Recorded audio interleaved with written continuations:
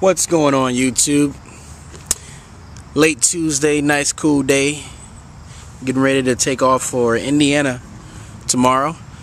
But before I do that, I just had something that some interesting things that are going on now in the U.S. of A. that I want to talk about. First thing I want to say is they say that the recession is over. You know, some people don't actually believe that, but with me, I don't let the nation dictate to me what is actually going on in my financial life. So to me, the recession never happened, you know.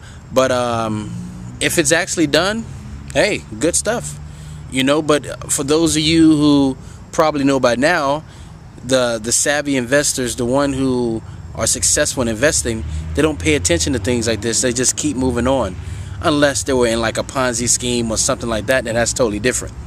Okay. But I want to talk about a couple of things. You know, since we're on the subject of recession, I want to ask a question first.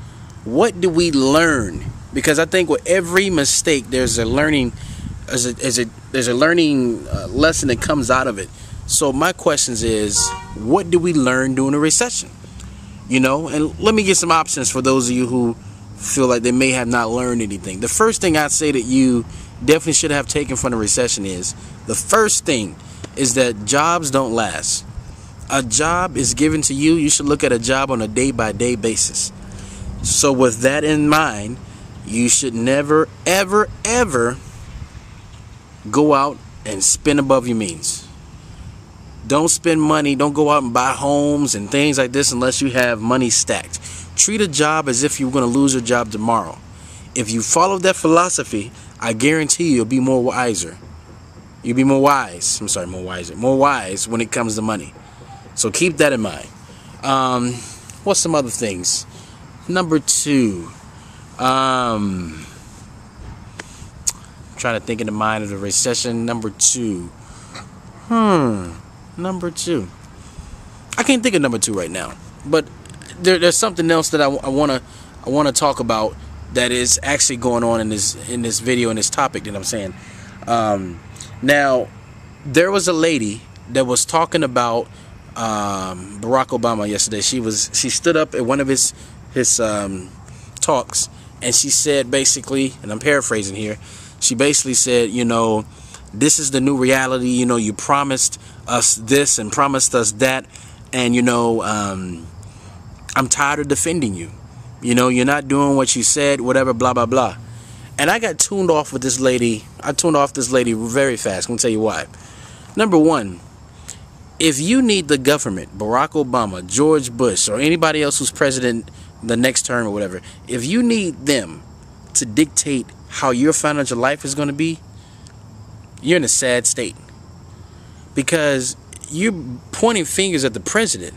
But what about you? Who made you go out and max your credit cards out?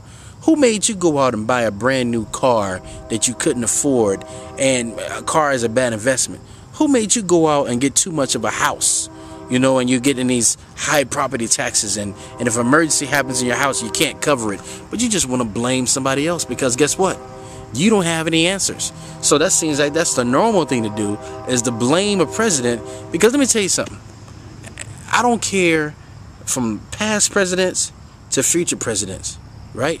I haven't heard of not many millionaires said, I'm a millionaire right now because the president made me one, or the government made me one. I haven't heard of it. I just don't understand why we have our hands out for the government. We might as well get cardboard signs and stand on the corner and say, we'll work for food. Why do you need the government to help you? That's sad. That's welfare. If you're a strong individual and you can stand on your own too, if income is not necessarily coming in from the normal sources, if you have enough intellect to go out and grab income from other sources, that's what every person, American, human, world being, that's what everyone should actually do. That's life. If you can't do that, then you need to learn some more skills. You know, I just don't believe in this. I just think as a whole with this recession, I may not have the step 1 through 10 of what you need to do, but the main thing as a whole is, guys, take care of your financial house. Make sure that your financial house is in order to the point where you don't have to go out and depend on someone else. That's common sense, guys. You know? And like I say, you know, I'm sure Demcad and the other channels are still going to be talking about the recession and, you know, and things like that. I think it's wasteless talk. I think you don't have to talk about those things. That's useless. You know, it's not going to help you. You know, so, I mean, just let Washington be Washington and you be you. So let me hear what you guys think. Do you think the recession's over, or do you think they're just blowing smoke up our butt, or do you actually need the recession to be over in order to make money or to carry on with your life? Has the recession affected you? So let me just hear where you guys are at and what your guys' thoughts on this recession. So until next time, guys, signing off.